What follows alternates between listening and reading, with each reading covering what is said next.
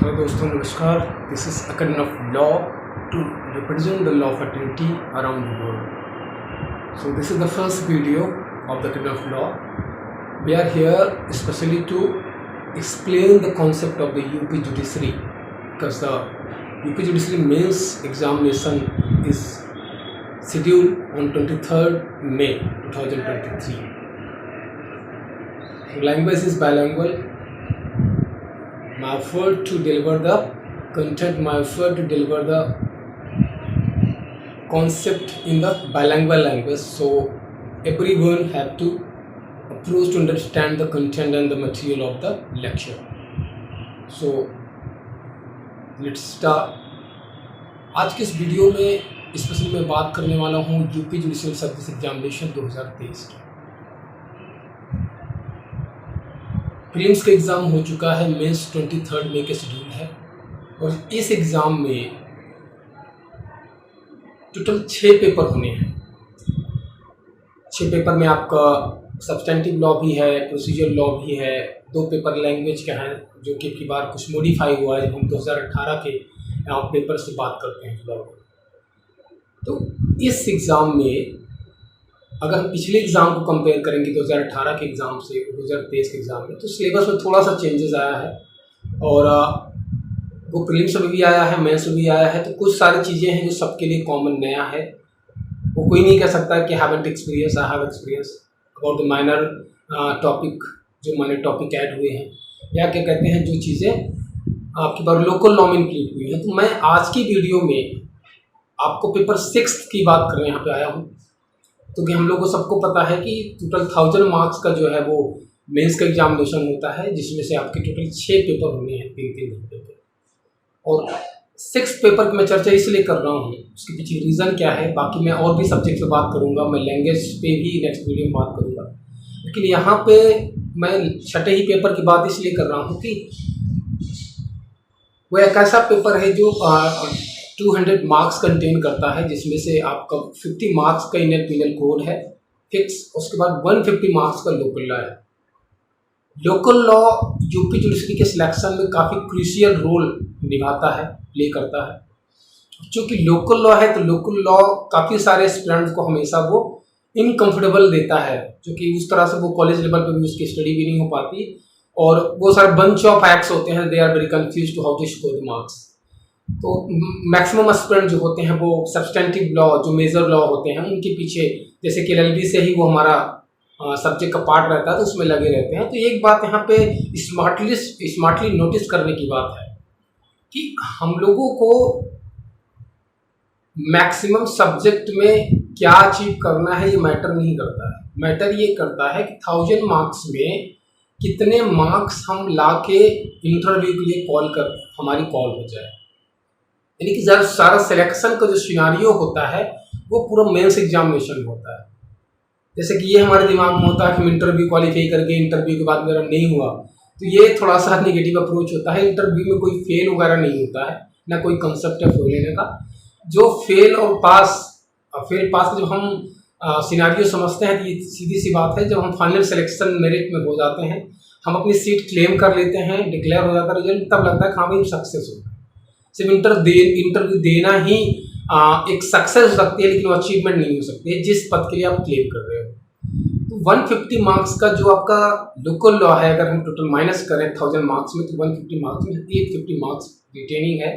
तो 150 मार्क्स की स्ट्रेटजी क्या होनी चाहिए, उसको किस तरह से हमें एग्जाम में डिलीवर करना है, आज इसी टॉपिक में बात करने आया हूँ कि हम लोकल लॉ को कैसे प्लानिंग करें लिखने के लिए. क्योंकि समय कम बचा हुआ, 10th में है और टोटल आपके पास 11 में है, तो टोटल आपके पास 10 दिन 12 दिन बचा हुआ है. तो समय कम था, इसलिए इसी वजह से पहले से वीडियोस नहीं आ पाई, लेकिन यहाँ से शुरुआत हो गई है. तो मैं कोशिश करूँगा कि आपको कैसे प्लानिंग करनी है यूपी लोकल के लिए. पढ़ना क्या, चूँकि ऑलरेडी आप पढ़े होंगे, नो डाउट है. इन लास्ट टाइम के मूवमेंट में हम लोग देखते हैं कि एग्ज़ाम के 2 घंटे पहले भी लोग अपनी जो नोटबुक होती है, जो उन्होंने अपनी एक बना रखी स्ट्रेटजी, उसको वो रीड करते हैं, रिवीजन करते हैं, एग्जाम डे के दिन भी करते रहते हैं.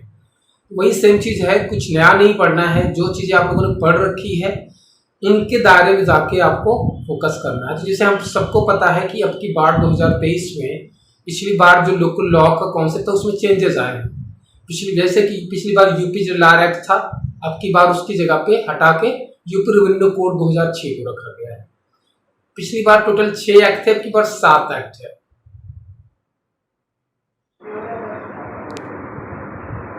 यस, जैसे मैं बात कर रहा था कि लोकल लॉ में अपडेट हुआ है, और लोकल लॉ में सिर्फ एक सब्जेक्ट बढ़े हैं, एक को रिप्लेस किया गया है, रेवेन्यू कोड 2006, जो कि updated version of the UP general act है। उसके बाद एक नया एक्ट लाया है, UP regulation urban premises tenancy act 2021 का है, न्यू लेजिस्लेशन है 21 का। तो डेफिनेट सी बात है, you all are the brilliant because you are appearing the mains examination, so I'm not going to discuss your capability, your competency about the law. I know very well you studied very you studied very well the local laws. Just I'm here to tell you how to deliver your answer in the answer copy. This is the matter. और इस पूरे mains के phenomena में एक बात हमेशा सब लोग समझ कर रखिएगा कि what you know doesn't matter. What you have knowledge about the law doesn't matter. The matter is the only what you deliver in your words in the answer copy of the judicial service examination. ये समझने की बात होती है, और इस पे कई सारी फेलियर मिलने के बाद कई सारे एस्पिरेंट की ये कंसर्न हमेशा रहती है कि सर हमने बहुत पढ़ी थी, हमने बहुत मेहनत किया था, सब चीज़ पता था, बट हम एक्सप्रेस नहीं कर पाए, एक्सप्रेस कर पाए तो नंबर कम क्यों मिला, ये सबके दिमाग में रहता है। तो भाई सीधी सी बात है, उसके पास लिमिटेड सीट है, उसके लिए उसी उतनी ही नंबर्स को लेगा वो। सपोज दैट अब हम सीधा यूपी लोकल लॉ के ही बात से एग्जांपल लेके शुरू करेंगे कि 7 एक्ट्स हैं, 7 एक्ट्स में 150 क्वेश्चन उसको स्कोर करना है, या एग्जामिनर को 150 मार्क्स के लिए क्वेश्चन फ्रेम करना है लोकल लॉ से। 7 एक्ट्स उसके पास है, यूपी रेवेन्यू कोड का नया एक्सपीरियंस है, regulation of urban premises tenancy act का एक्सपीरियंस नया है एग्जामिनर के लिए, बाकी सब ट्रेडिशनल एक्ट्स हैं। आपको बैक ईयर पेपर में जाके UP urban control relating rent का पेपर मिल जाएगा, यूपी होल्डिंग का पेपर आपको मिल जाएगा, यूपी पंचायती राज का आपका बैक ईयर का पेपर का एक एक्सपीरियंस मिल जाएगा। उसी तरह से जितने भी 5 एक्ट हैं उनका तो एक्सपीरियंस मिल जाएगा। 2 एक्ट, एक आपका रेवेन्यू कोड, दूसरा आपका टेनेंसी एक्ट 2021, इन 2 एक्ट्स की क्वेश्चन फ्रेमिंग क्या होगी। तो हमें इस बात के लिए परेशान नहीं होना चाहिए कि कोई नया एक्ट है तो यार क्वेश्चन हमारे बैक ईयर पेपर्स में, हमें इसके बारे में कोई आइडिया नहीं, क्वेश्चन पूछे कैसे। तो अरे भाई, ये सबके लिए वही बात है जो आपके दिमाग में चल रहा है। सारे स्टूडेंट जो भी लोग मेंस लिख रहे हैं, आई थिंक कि 3145 से 50 बच्चे उसने बुलाया है 300 सीटों के लिए, 310 सीटों के लिए। तो इतनी सीटों के लिए उसने 10 टाइम बच्चे बुलाए हैं, इंटरव्यू में 3rd टाइम बच्चे बुलाएगा, इंटरव्यू के बाद भी 1 टाइम ही लेगा वो। तो डेफिनेट सी बात है, जिसकी आंसर एक्सप्रेशन बेस्ट होगी उसी कॉपी चुनेगा एग्जामिनर। हमें सिर्फ आंसर को लिखना आता है यह मैटर नहीं करता है, हम आंसर की कंटेंट को कितना बेहतरीन रखते हैं एग्जामिनर को इन्फ्लुएंस करने के लिए, ये मैटर रखता है मेंस एग्जामिनेशन में स्कोर करने के लिए। सपोज दैट अगर यूपी रेवेन्यू कोड से वो रेवेन्यू बोर्ड पे कोई क्वेश्चन पूछता है, वो लैंड मैनेजमेंट कमेटी से कोई क्वेश्चन पूछता है, इविक्शन से कोई क्वेश्चन पूछता है, लैंड अलॉटमेंट ऑफ लैंड से कोई क्वेश्चन पूछता है, या वो टेनेंसी के बारे में क्वेश्चन पूछता है कि कितने प्रकार के टेनेंट्स हैं। अब ये सारे आंसर तो सब लोग अटेम्प्ट करेंगे ना, लेकिन क्या सबको इक्वल नंबर डिस्ट्रीब्यूट होगा कॉपी चेकिंग करते समय, ये हमें रखने की बात है। तो सारे बच्चे क्वेश्चन आंसर कर रहे हैं, किसका थॉट प्रोसेस, किसकी वर्डिंग अच्छी है, इस पे नंबर मिलता है। क्योंकि एक ही आंसर को अलग अलग स्टूडेंट अलग अलग शब्दों में बयां करेंगे, किसी का प्रोफेशनल वर्डिंग होगी, किसी की कॉमन वर्डिंग होगी, किसी की जनरल वर्डिंग होगी, किसी की ग्रामर वीक होगी, किसी का सेंटेंस फॉर्मेशन वीक होगा। तो ये सारे मैटर करते हैं। जैसे कि मैंने कहा कि नॉलेज डजंट मैटर, वो आपकी नॉलेज प्रैक्टिकली नहीं बैठा है, वो आपको जज बनाने जा रहा है। तो जज बनाने के लिए सीधी सी बात है, वो आपकी स्किल देखेगा, हर चीज की स्किल देखेगा, how to you write, how to you deliver your thought process. तो जब भी आप लोकल लॉ पढ़ रहे हैं अभी से, तो मैंने जैसे कहा मैं कोई टॉपिक पढ़ाने नहीं आया हूं, लेकिन अगर किसी भी टॉपिक पे किसी को प्रॉब्लम होगी तो आप कमेंट में रखिएगा, हाँ इस टॉपिक पे हम उस पर जरूर कोशिश करेंगे कि हम उस पर कंटेंट या वीडियो लेकर आएंगे। आज मैं एक जनरल वे में सिर्फ आपको बताने आया हूँ कि लोकल लॉ को कैसे पढ़ना है और उसको कैसे डिलीवर करना है। तो हमें पहली बात सातों एक्ट्स को जाके पार्टिकुलरली विजिट करना है। विजिट करने के बाद पढ़ने का जो सबसे इजी तरीका होता है किसी भी एक्ट का, तो सबसे पहले किसी भी एक्ट का ऑब्जेक्टिव जाके पढ़िए।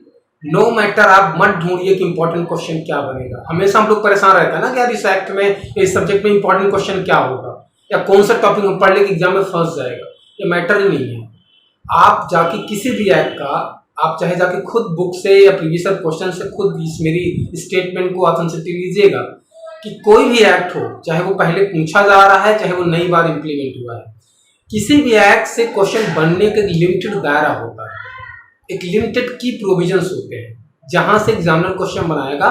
चाहे आपको एग्जामिनर बना दिया जाए क्वेश्चन सेट करने के लिए, चाहे किसी को बना दिया जाए, उसी एक्ट के फीचर से ही वो क्वेश्चन बनाएगा।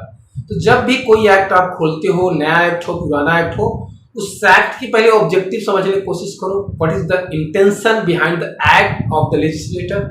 जिस लेजिस्लेटर बॉडी ने, चाहे वो सेंट्रल गवर्नमेंट की इनैक्टमेंट हो चाहे वो स्टेट गवर्नमेंट की इनैक्टमेंट हो, उसकी पहले ऑब्जेक्टिव देखिए।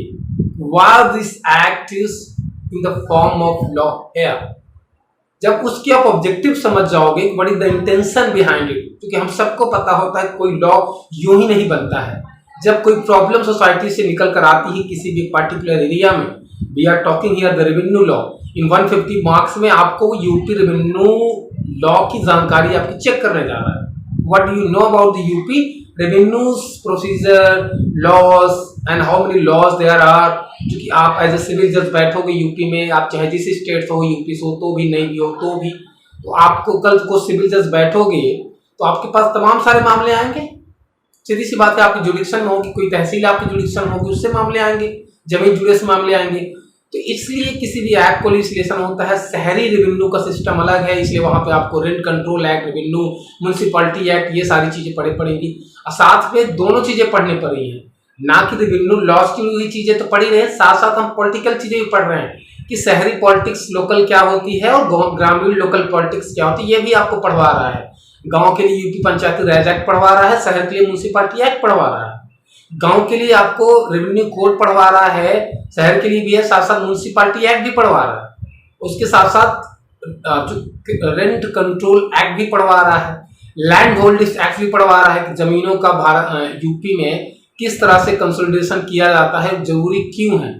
इन सब बातों पे जाके हमें फोकस करनी है। जैसे कि मैंने कहा कि यहाँ पे मैं सातों एक्ट्स के हर प्रोविजन तभी गिराने का इतना लिमिटेड टाइम, मैक्सिमम टाइम नहीं हमारे पास, वो मुझे उम्मीद है कि आप लोग पढ़ भी रहे होंगे।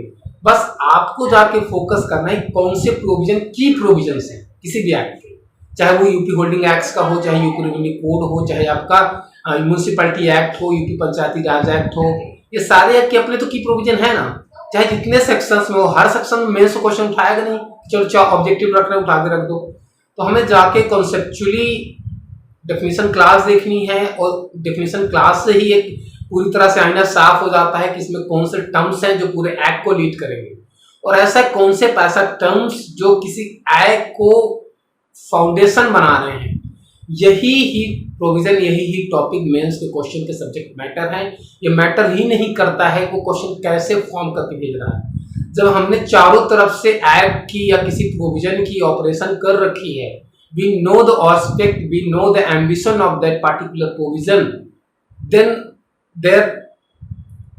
there must be no confusion about the understanding and concept of provision.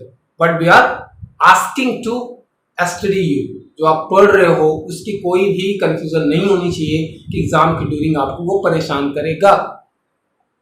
So make the list बनाइए सारे सब्जेक्ट्स की, प्रोविजन की लिस्ट बनाइए, बैक ईयर के पेपर से ट्रैक कीजिए।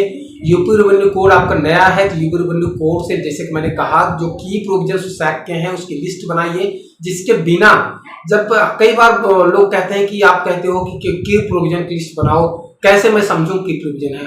सिंपल सी बात है, एक्ट उठाइए, उस एक्ट की हर उस कॉन्सेप्ट को, चाहे वो अथॉरिटी का कॉन्सेप्ट हो, चाहे वो एक सब्सटेंटिव कॉन्सेप्ट हो, जिसके बिना अगर जिस प्रोविजन को एक्ट से निकाल लिया जाए तो एक्ट बेजान हो जाए, वही है की प्रोविजन। ऑलवेज मेरा कहने का मतलब होता है, ये ऐसा नहीं सिर्फ यूपी लोकल लॉ पे लागू होता है, ये सारी चीजें किसी भी लॉ पे लागू होती है कि जब किसी एक्ट से ऐसी कोई प्रोविजन जिसको आप खुद वहां पे एग्जामिनर बनो और सोचो कि इस प्रोविजन को इस एक्ट से बाहर कर दो, क्या उस एक्ट की रिलेवेंसी रह जाएगी, क्या उस एक्ट का इंटेंशन जिस लिए वो लेजिस्लेट हुआ था उसका इंटेंशन रह जाएगा। खुद आप सोचो ना, अगर किसी भी प्रोविजन को किसी एक्ट से बाहर कर देने से उस एक्ट का इंटेंशन, जिस इंटेंशन से वो लेजिस्लेट हुआ था पार्लियामेंट में या असेंबली में, क्या उसका इंटेंशन अब वो एग्जिस्ट कर रहा नहीं कर रहा, नहीं कर रहा, डेफिनेट बात वही के प्रोविजन भाई, उठाइए उसको, समझिए उसको, पढ़िए उसको। जैसे कि मैं एग्जांपल दूं, यूपी रेवेन्यू कोड हम लोग पढ़ते हैं तो सीधी सी बात है, यूपी रेवेन्यू कोड एक कंसाइंस रूप है, 6 में कंफाइन किया गया, 15 में इन्फोर्समेंट अब आती है, कई सारी चीजों के डिबेट होती है, क्योंकि यूपी जेडलार को खत्म करना था, तो यूपी जेडलार के ही काफी सारे कॉन्सेप्ट को यूपी रेवेन्यू कोड में इम्बेडेड किया गया है in respect of change the section wise. Section नहीं रह गए हैं वो, लेकिन कॉन्सेप्ट उठाकर रख दिया है, चाहे वो सरेंडर की बात हो, चाहे इविक्शन की बात हो, चाहे टेनेंसी की बात हो, चाहे लैंड अलॉटमेंट की बात हो, ये सारे क्या है, that was the key provision of the land. चाहे पार्टीशन की बात हो, डिवीजन कैसे होगा, पार्टीशन कैसे होगा, इविक्शन कैसे होगा, यही तो गांव में झगड़े होते हैं। अगर हम यूपी की लोकल लॉ को समझने हैं, हमें यूपी के इमोशंस को समझना है। लोकल इमोशंस क्या है, रेवेन्यूज को लेकर, पॉलिटी को लेकर, जैसे मैंने कहा पॉलिटी भी इन्वॉल्व है। 2 एक्ट है ना जो पॉलिटी को रिफर कर रहे हैं, एक पंचायती राज एक्ट जो ग्रामीण में लागू है, एक म्युनिसिपैलिटी एक्ट, दोनों अमेंडमेंट इसमें शामिल हैं, 73rd amendment, 74th amendment of the Indian constitution और 11th और 12th schedule of the Indian constitution. तो आपको 2 चीजें पढ़वा रहा है, एक तो यूपी के लोकल लोगों की लॉ क्या है, उनको गवर्न करने के लिए लोकली, उनकी लैंड रेवेन्यूज को, उनकी लैंड्स को, उनके घर को। दूसरी क्या कर उनकी पॉलिटी बता रहा है, क्योंकि इंडिया में ट्रायल पॉलिटिकल सिस्टम है, हम सबको पता है, पंचायती राज लागू होने के बाद। और यूपी में हम पढ़ रहे हैं, यूपी में ये चीज इन्फोर्स्ड है। अभी आपके ही सामने म्युनिसिपैलिटी के इलेक्शन हो रहे हैं, ग्राम पंचायत के इलेक्शन भी 1 साल पहले होकर आए हैं, तो उस एक्ट को जाकर, वो तो एक्ट बहुत ईजी है, म्युनिसिपैलिटी एक्ट और पंचायती राज, उसमें कुछ है ही नहीं है। डेफिनेटली आपको जो उस एक्ट पे मेहनत करना है वो आपके लैंड होल्डिंग एक्ट है जो बहुत ईजी है, आपका जो अर्बन सिटी कंट्रोल और रेंट लेटिंग, जैसे कुछ एक्ट के नाम में ही आप जाएंगे, अर्बन कंट्रोल का रेंट, इविक्शन और लेटिंग, ये तीनों ही कॉन्सेप्ट हैं।